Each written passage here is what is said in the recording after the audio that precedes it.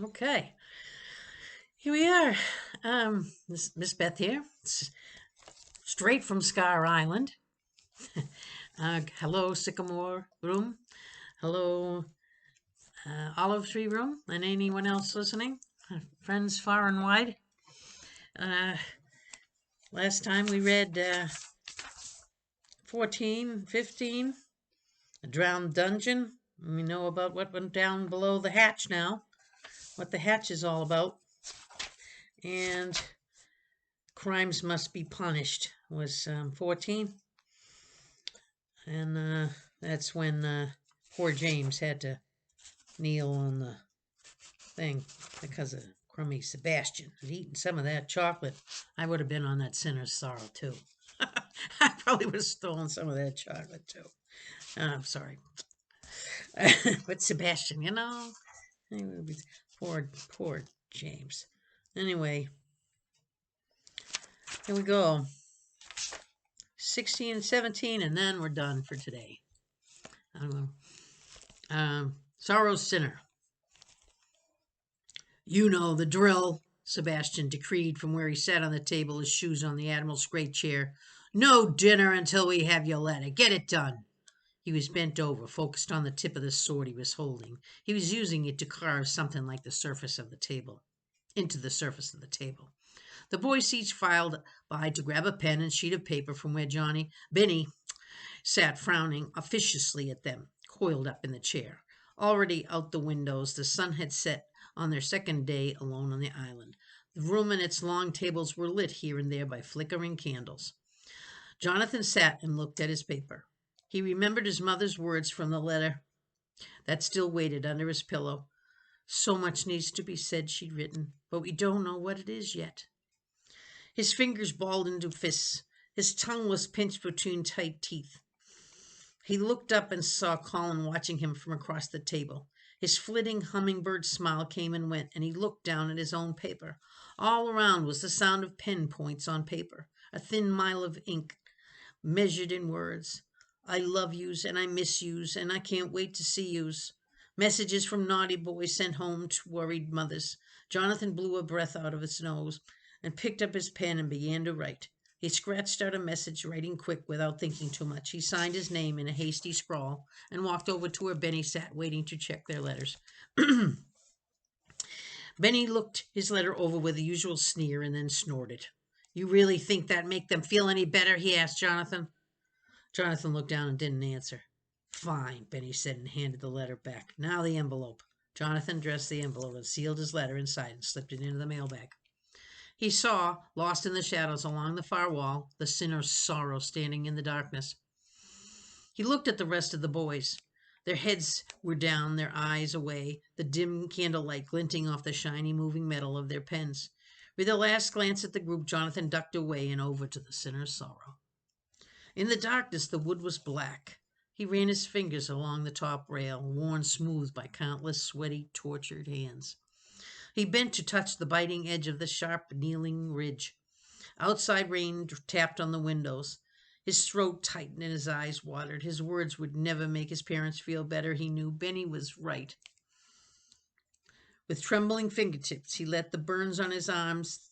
He felt the burns on his arms through his sleeves. Then he bent down and knelt on the punishing edge. The pain was immediate and familiar. He remembered the Admiral's words from that first night. You have done terrible things, haven't you, Jonathan Grisby? Jonathan clenched his teeth and nodded, and let the growing pain sharpen and fill his brain. His breaths were tight and jerky. The letter had brought back memories. Memories that Jonathan kept quiet and locked away down where they wouldn't drown him. He let the pain rush them back down, let it flood them away. His breathing eased, his jaw clenched even harder, his eyes closed. What are you doing? The whisper snapped. His eyes opened. Colin was standing beside him, his eyes concerned, one hand fluttering at his neck, the other holding a half-folded paper crane. Leave me alone, Jonathan whispered back in a shaky voice. He closed his eyes again. This is crazy. Why are you on that? Go away, Colin. You shouldn't let the others see you. You shouldn't let Sebastian see you. A nervous hand tugged softly on Jonathan's shoulder. What are you so sad about? Jonathan screwed his eyes shut tighter and bit his lip until it hurt as much as his screaming knees. Jonathan, come on and get off it. You're gonna hurt yourself. I know. What? What do you... Their hissed conversations were interrupted by a commotion behind them at the tables. Sebastian, Sebastian, come look at this. Benny's voice was triumphant and angry. There was an ugly delight in it. Jonathan opened his eyes and looked over. Colin was still looking at him, his pale eyebrows knit together in worry. Jonathan jumped up and brushed past him to join the scene at the tables. I just barely caught it, Benny was saying. He was handing a crumpled letter to Sebastian, who had stalked over with the sword. Look! Look at what he wrote on the fold in the back. The rest of the boys jumped up and were crowding round, wide-eyed, in the candle a few steps back. One of the older boys, skinny with black curly hair and a twitchy face, was standing at the table in front of Benny, eyes darting back and forth between Benny and Sebastian. Jason was his name, Jonathan remembered.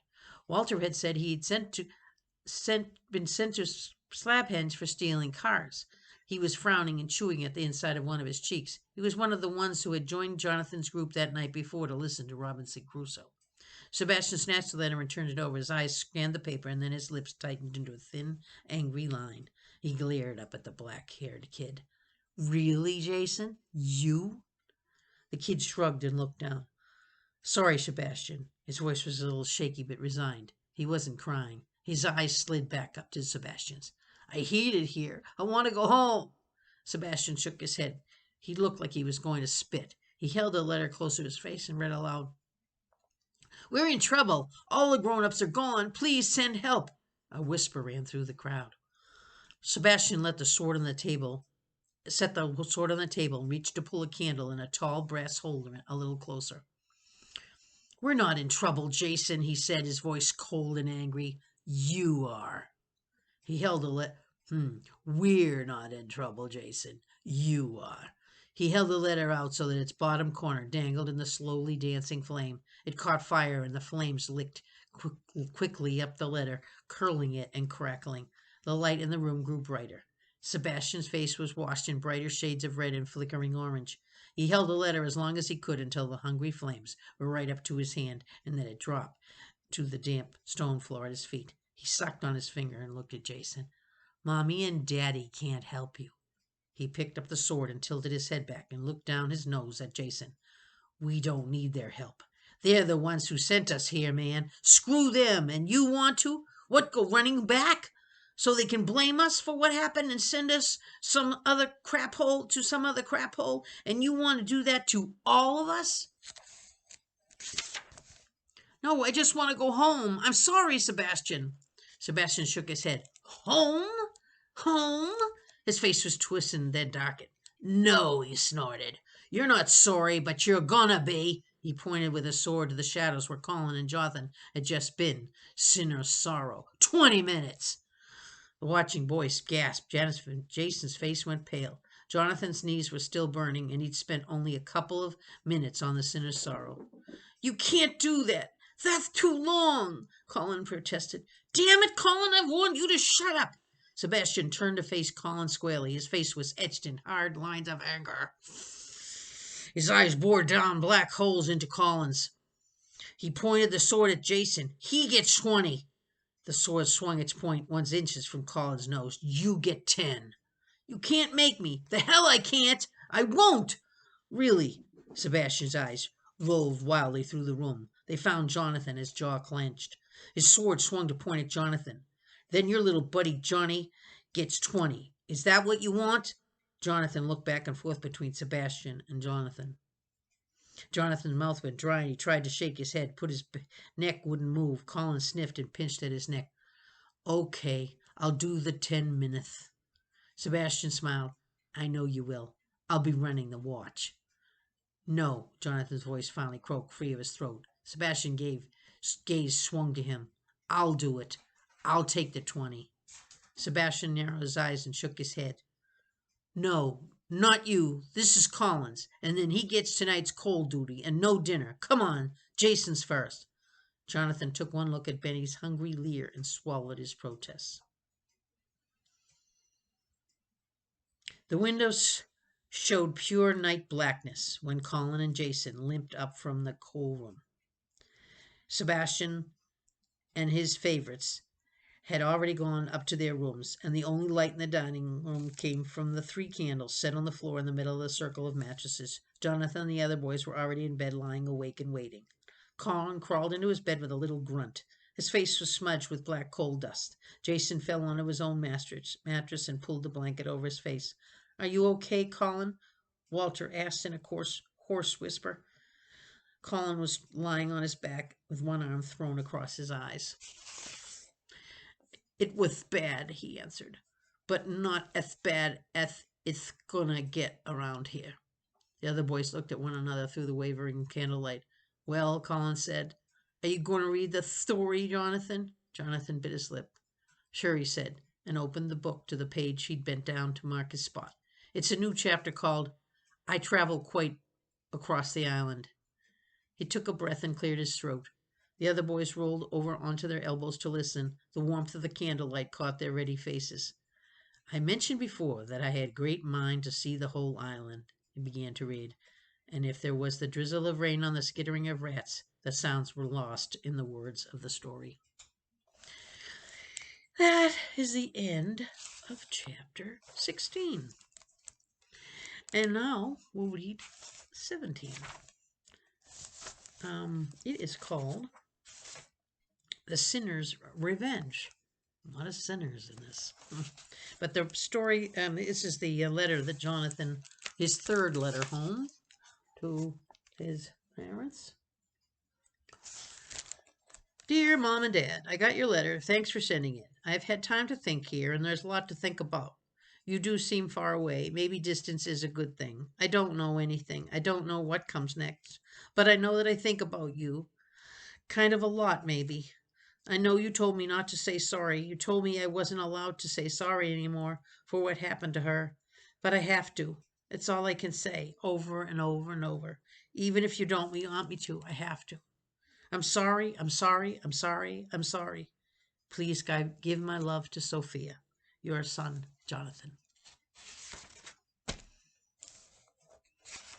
He has to say he's sorry. A lot.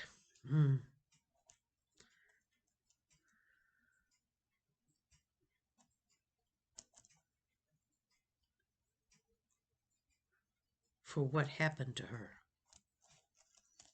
For what happened. He's sorry for what happened to her.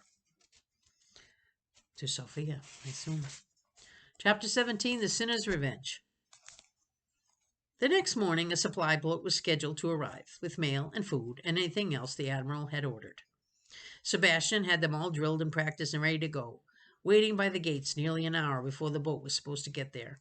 Gerald was standing ready in the dead Mr. Vander's uniform. In the dead Mr. Vander's uniform. "Remember," Sebastian was saying to them, "this ain't no big deal. It was always us that unloaded all the stuff anyway. Mr. Vander's going to just be standing a little farther back this time is all. I'll do all the talking. If we have to do any, we do it quick, we do it quiet, and we get them out of here." The boys all nodded. Jonathan was included. He looked back over his shoulder across the courtyard. Benny stood by the closed doors that led to the dining room. Jason and Colin were locked inside. The key was in Sebastian's pocket. "I don't trust either one of you," Sebastian had told them in front of the whole group this morning after breakfast. "And we can't have you doing something stupid and messing this up for everyone." The last Jonathan had seen of Colin, he was standing pinching at his neck and frowning thoughtfully as he watched Sebastian stalk out of the court into the courtyard, brandishing the Admiral's sword. He also had the Admiral's hat on his head. It was a new touch. Sebastian had added that morning when he'd come down for breakfast. Either he had a huge head or the Admiral had a small one. The hat fit him perfectly. Jonathan squinted out over the green and white of the tossing waves. Somewhere, just beyond his eyes' reach, was the real world waiting. He breathed in, then out, and shivered. He wasn't ready yet. The mailboy was heavy over his shoulder. That was his job, to hand over their letters. Polite little lies scrawled in childish writing to keep their kidnapped ship afloat.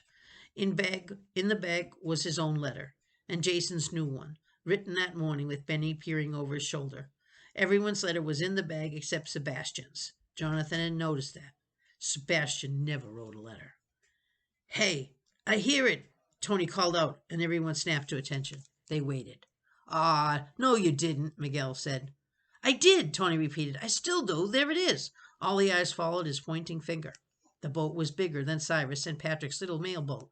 Its noise was deeper, more of a rumble than a whine, more easily lost in the constant low roar of the waves clawing its slab henge's walls. It pushed through the waves instead of rising and falling and hopping between them. Gerald jumped up on his stool in the shadows by the gate opening and pulled the long coat tighter around him. Okay, boys, Sebastian said. Here we go. The boat rolled up sideways to where the staircase dropped into the depths. Sebastian and David ran down to the water's edge, and the bearded man, puffing a pipe, threw a rope to them. Sebastian tied it off to the metal ring, and the man slid a long wooden ramp over the rail of the boat. The two men in the boat began sliding bags and crates and boxes down the ramp, where they were grabbed by a boy or two and dragged out, or carried up the stairs and through the gate into the courtyard. The boat rocked in the waves, and the ramp knocked and jostled, but it was all done in a matter of minutes. When the last crate was being hauled up the stairs, the bearded man waved to the fake Mr. Vander to come down to the boat. The boys, still on the stairs, looked at each other. What do you need? Sebastian asked the man. What do you need? Sebastian asked. What do you mean? I need someone to sign the order was delivered, boy. The man waved a clipboard up towards Gerald. Oh, Sebastian said, looking back at Gerald standing in the shadows. I'll bring it to him, he added quickly, snatching the clipboard. Before the man could object, he dashed away up the stairs. Jonathan watched him talking with Gerald in the darkened archway. The man was watching too, a frown on his bushy face. Here, Jonathan said to distract him. He shrugged the mailbag off his shoulder and handed it up to the boatman. The boatman coughed and spit. He took the mailbag from Jonathan's outstretched hands and disappeared over the boat's side for a moment, then reappeared with a different one. Here's your incoming, he growled, handing it to Jonathan. Sebastian ran back to the boat and handed over the clipboard. Mr. Vander signed it, he panted. The man looked it over. All right. And what about the next one? The next what? The man pulled the pipe out of his mouth and shot Sebastian a withering look. The next order, boy. I assume you all will still be wanting to eat next week, eh? Sebastian looked desperately up at Gerald and over to Jonathan. Jonathan's stomach twisted into a nervous tangle. Oh, yeah, about that, Jonathan said, licking his lips. The Admiral's a little behind. He's kind of sick, see? Most of us are. Bad flu going around. He told us to tell you that he'll be sending you next week's order in the mail in a couple days. The man squinted and looked back and forth between Jonathan and the overcoated figure in the gateway. He popped the pipe back into his mouth and blew out a few little clouds of thick smoke. All right, tell him to see that he does, then. He ain't coming all the way out here at the damn rock to ask him what he wants. Yes, sir. With a grunt, the man heaved on the ramp, and Jonathan and Sebastian helped him pull it back on board the boat. The boat's motor roared and gurgled, and the boat throttled away through the waves toward the mainland. Sebastian and Jonathan stood shoulder to shoulder, watching it go. Nice save, Johnny, Sebastian said. No problem, Jonathan replied, hefting the new mailbag over his shoulder. And it's Jonathan. They turned and walked up the stairs. The rest of the boys fell in behind, and in the courtyard they swung the gate closed. The boat was already out of earshot, nothing more than a receding white trail dot in the green sea. The shipment was piled just inside the gate. A few big burlap sacks of flour and oatmeal and rice, a dozen or so big crates and some smaller boxes. Okay, everyone grab something, Sebastian ordered. He picked up the sword where he'd left it, and leaning against the wall, we'll move everything into... Sebastian! Sebastian! It was Benny's frantic voice, screaming from across the courtyard. He was ramming the door to the dining room with one shoulder and calling back over the other. Sebastian sprinted across the courtyard with Jonathan, the rest of the boys following close behind. It's Colin! Benny shouted as they ran up. He's going nuts! They all crowded around the big windows and looked into the dining room. Colin stood panting in the middle of the room by the Sinner's Sorrow. In his hand he was holding the axe they used to chop the wood for the kitchen stove. Jonathan wasn't sure what he was doing until another boy gasped, Look at the Sinner's Sorrow! The wooden monster was nearly in ruin. Its top rail was completely gone, smashed and shredded. The dreaded kneeling rail was almost as bad, torn up and splintered by the sharp blade of the axe. Jathan stood in the distant doorway to the kitchen, peeking timidly out. Stop! Sebastian shouted, his voice choked with fury. Colin's sneaky smile came and went as he raised the axe high above his head. Don't! Sebastian roared, but the axe came rushing down and bit again into the Sorrow's bottom rail through the window, they heard the heavy thwack as it hit home, taking another bite out of the dark wood. Sebastian dug through his pockets and pulled out the rings of the keys and fumbled with them, stepping to the door. Colin raised the axe and again brought it down. "You're dead, Colin!" Sebastian screamed, jingling the keys and trying to find the right one. "Dead!" The axe flashed again, and with a final crack, the kneeling rail split and broke in half. Colin dropped the axe and looked toward the window where they all stood watching. His smile flitted to and fro from his face, shadowy and sad. Then Colin walked quickly over to the doorway that led into the depths of Slabhenge's dark labyrinth. By the doorway sat an unlit lantern and a lumpy sack and the Admiral's fancy hat. He picked up the lantern and the sack, then pulled the hat onto his head and looked back over his shoulder. "Stop!" Sebastian shouted, finally jamming the right key in the door and swinging it furiously open. But Colin just threw the sack over his shoulder, tossed a two-fingered salute at the crowd and from the brim of the Admiral's hat, and disappeared through the doorway. All the others came rushing in. Sebastian sprinted it to the doorway, but stopped at the edge of the windowless darkness. "Come back, you little jerk!"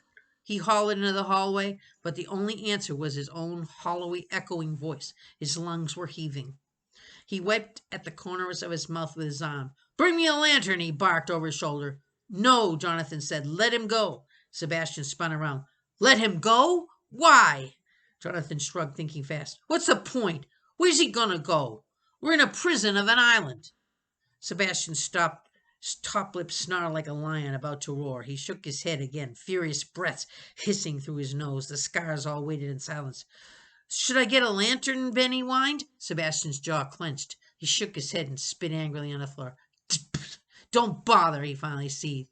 "There's nowhere for him to run. He's dead." He turned his face back to the doorway and shouted at the top of his lungs. "You hear that, Colin? You're dead. Have fun living with the rats." He turned back to the staring crowd. He raised the sword and pointed it at them. "No one helps him. No one feeds him. You do your out, too. He's dead to us. Got it?"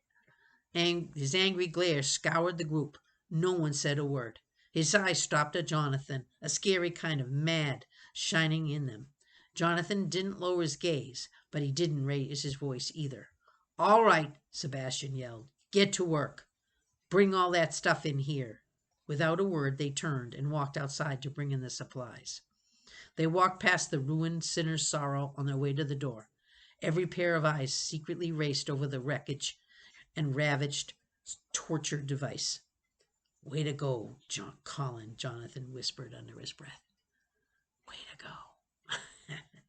"Yay, Colin. Let's hear it for Colin. No more Sinner's Sorrow. Let's hear it. Yay."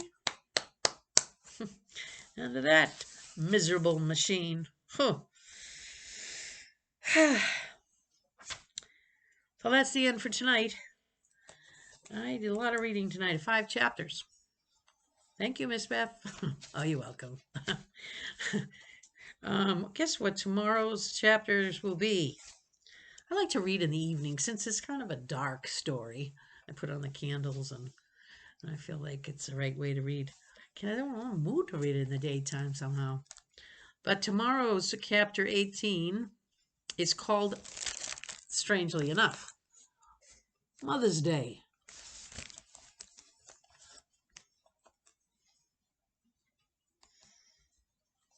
So this is interesting. Where's Colin? Where's he going to go? How are we going to find him? So Sinner's Revenge. We got rid of the Sinner's Revenge. And the Sinner's Sorrow Sinner. Quite the change. Now going to Mother's Day.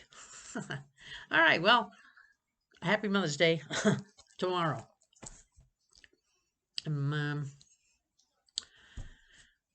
No need to discuss what do we know. Not going to be going back to school this year, but I'm trying to, at least remind you that I'm out here, and I know you're out there. So we will see each other in September, or maybe the end of August. That's usually when we have our, what do you call it? Meet and greet. Our get together and meet the teachers kind of thing. Um, and I figured tomorrow's Thursday. It's good. The other Friday. We'll see you tomorrow.